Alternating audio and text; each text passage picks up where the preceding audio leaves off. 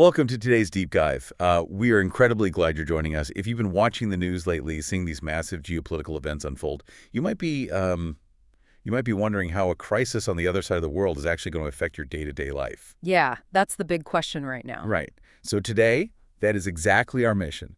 We're unpacking a really fascinating, highly urgent Dutch news broadcast from the program Nieuws van de Dag. And this coverage, it brilliantly illustrates the absolute butterfly effect of global geopolitics. It really does. We are going to break down exactly how a military conflict thousands of miles away in the Middle East, specifically involving Iran, Israel, and Hezbollah, is fundamentally rewiring European economics and making a direct hit on your wallet. It's a striking piece of coverage to analyze. Just the sheer speed at which global events translate into local realities is profound. Yeah, it's wild. Today's exploration isn't merely a summary of battlefield movements. We're going to look under the hood to understand why this specific conflict matters so deeply to the global supply chain. We'll explore how incredibly sensitive our energy markets are, to the point where they react violently not just to active combat, but merely to rumors of war or, conversely, whispers of peace. Absolutely. And to really set the scene and show you how raw this reporting is, there was a moment during the original broadcast where their correspondent on the ground, Ralph Deckers, was reporting from Tel Aviv. He literally had to pause his broadcast and take shelter in a bunker because the air raid sirens started blaring. Wow. Yeah, he was broadcasting from an active war zone. But the ripple effects of those sirens, they don't stay in Tel Aviv. They travel outward, creating an immediate economic shockwave. Right, the shockwave hits everywhere. Exactly. So let's unpack the wallet impact, because major Dutch banks are currently scrambling to revise their inflation estimates. And the broadcast pointed out a really crucial difference in how energy prices hit the consumer. Because, well, oil prices and natural gas prices seem to operate on totally different timelines. They absolutely do. And understanding that timeline is key to understanding all the anxiety in the financial sector right now. Okay, break that down for us. Well, when oil prices spike because of geopolitical tension, you feel that sting at the gas pump almost immediately. The supply chain for petrol is highly reactive. Natural gas, however, operates on a delayed mechanism. How delayed are we talking? It generally takes about 3 months for the shocks in the global gas market to truly manifest in your home energy bill. So a 3-month lag. Exactly. So while filling up your car hurts today, the rising cost of heating your home is more like a slow-moving tidal wave. The pain is slightly deferred, but it's entirely inevitable. The economic anxiety we are seeing from forecasters right now is based on what they know is coming down the pipeline in a quarter of a year. And the researchers at Rabobank have actually mapped out what that tidal wave looks like, presenting a few different scenarios. Their mild scenario is essentially the reality we're already slipping into, and it all centers around the Strait of Hormuz. The choke point. Right. For a listener who might not be visualizing the map right now, that is a very narrow, incredibly crucial passage in the Persian Gulf. The reporting indicates it's simply becoming too risky and too expensive for tankers to navigate smoothly. And that specific choke point is the perfect illustration of supply chain vulnerability. When navigating the Strait of Hormuz becomes a high-risk endeavor due to regional conflict, the insurance premiums for those massive commercial tankers skyrocket. And somebody has to pay for that. Exactly. That added cost doesn't just vanish into the ether. It gets passed directly down the line to the consumer. It creates instant friction in the supply chain, which drives up inflation across the board. Which ruins the projections. Yeah, economic forecasters had been hoping European inflation would drop to a manageable 2.4 or 2.7% this year. But a bottleneck in a place like the Strait of Hormuz prevents that from happening, because the cost of energy is baked into the cost of absolutely everything, from manufacturing goods to transporting the groceries you buy at the local supermarket. So what does that mean in hard numbers for an average household? The broadcast shared some sobering figures. Under this so-called mild scenario, an average household's monthly energy bill, which might currently sit around 200 euros. Jumps up to 250. Right, to 250. That is a 25% increase just from the friction of moving ships through a tense waterway. Which explains why the banks are hitting the panic button on their broader inflation estimates. But it's also vital to look at the more severe scenario they modeled, which takes us from supply chain friction to active disruption. Yeah, this is the scenario where oil and gas production facilities in the region actually become active military targets. The projections here get significantly darker. The coverage notes that petrol could soar past €3 a liter. That's massive. It is.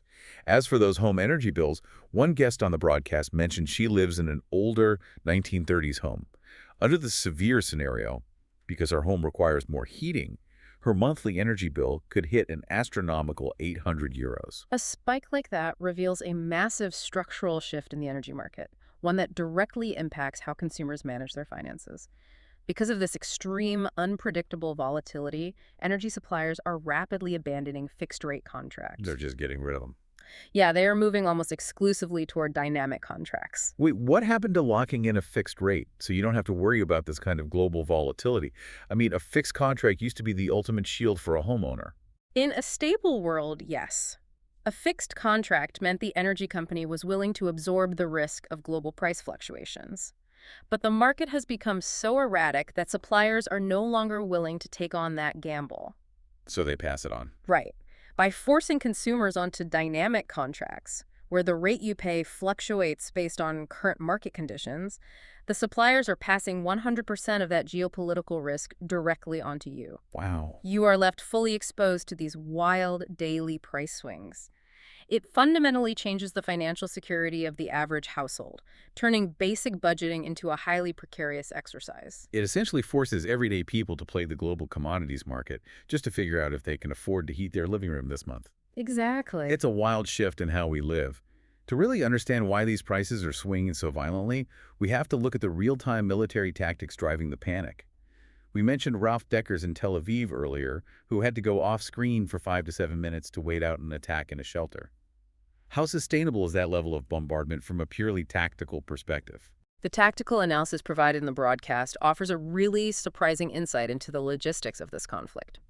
Western diplomats are estimating that if Iran continues firing at its current, highly intensive rate, its missile arsenal could be entirely depleted within a week. A week. Just 1 week. A military simply cannot sustain a high-intensity barrage indefinitely without completely exhausting its stockpiles. A week is a staggeringly short timeline for an arsenal to run dry.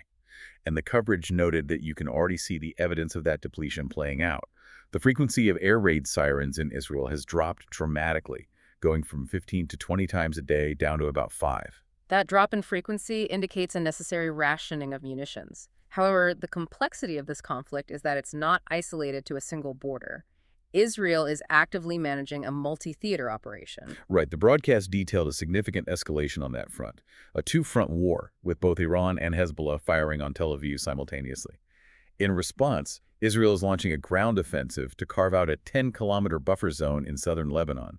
And that's to protect the north. Exactly. The stated goal there is to protect northern Israel so they don't have to continuously evacuate their own citizens from border towns.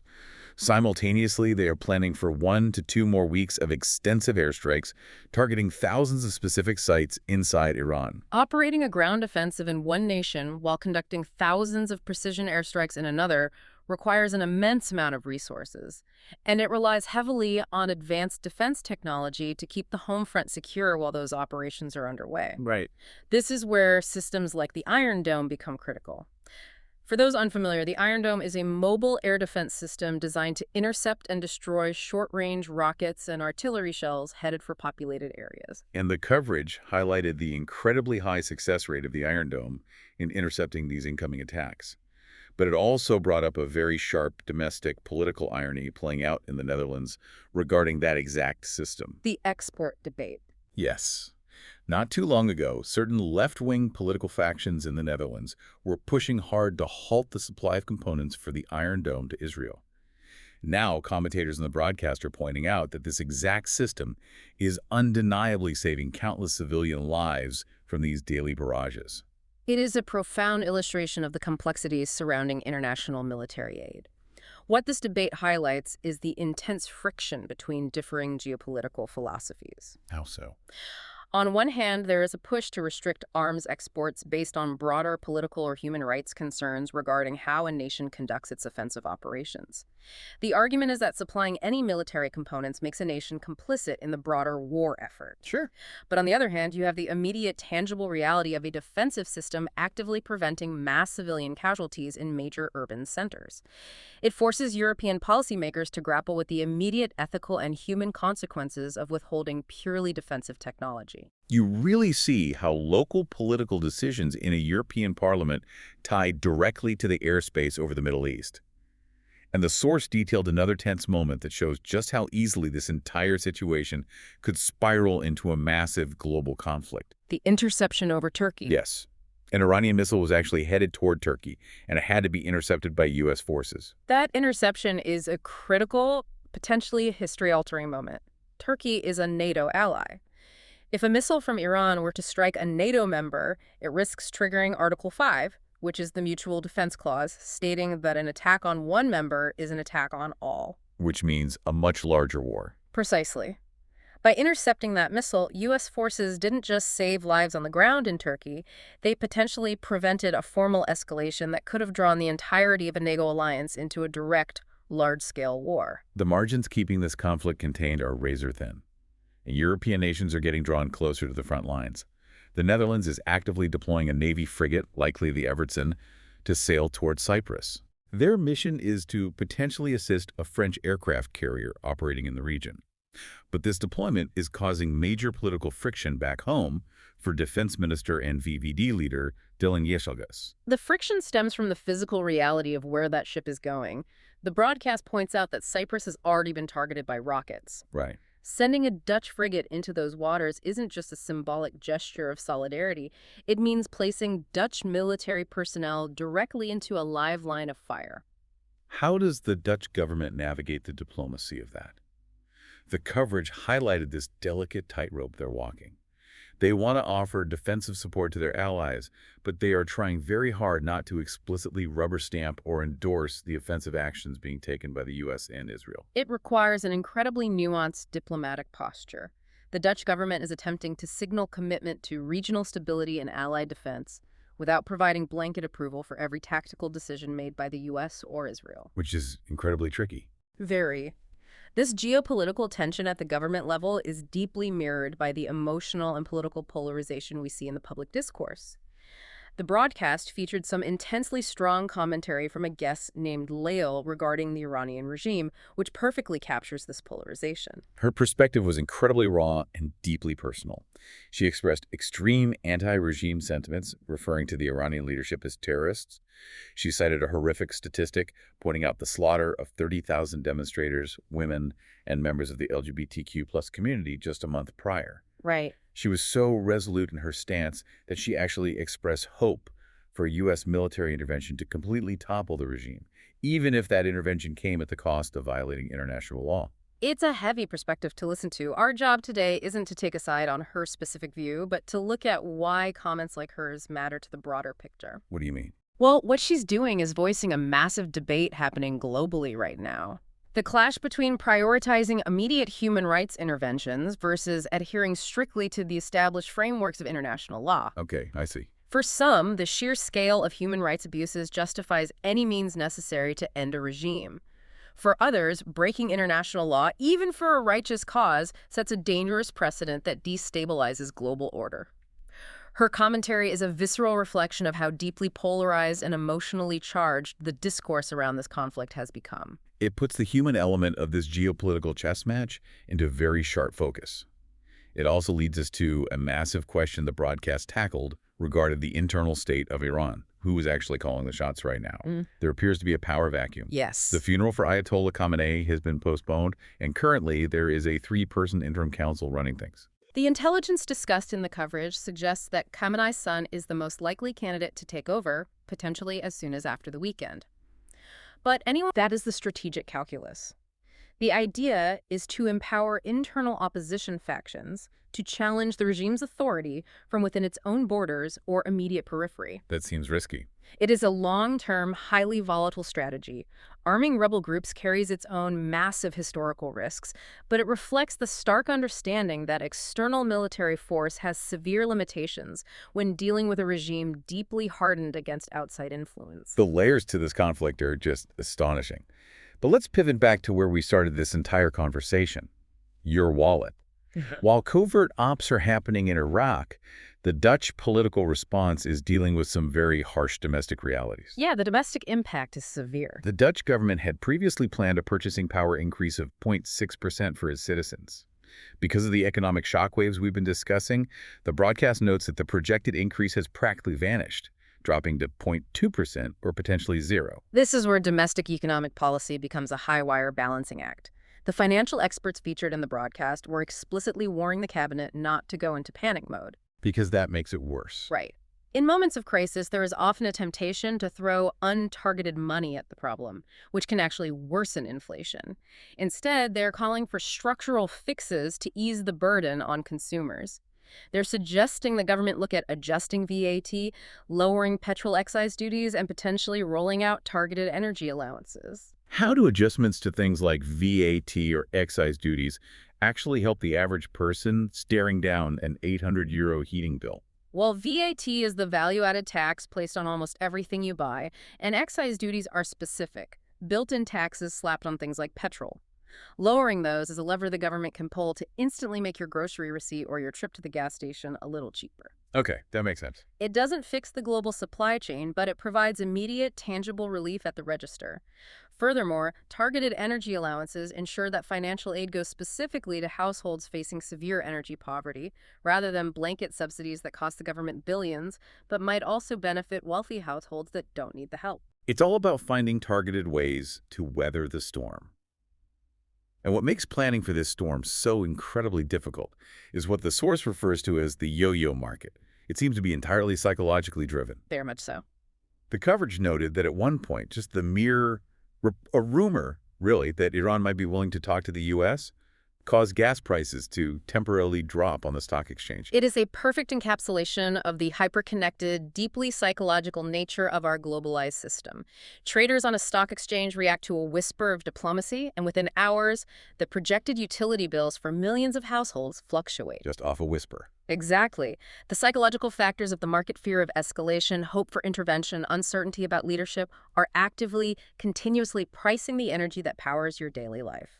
It is wild to realize how interconnected every single piece of this puzzle is. To bring this deep dive full circle, we started with a correspondent dodging rockets in Tel Aviv.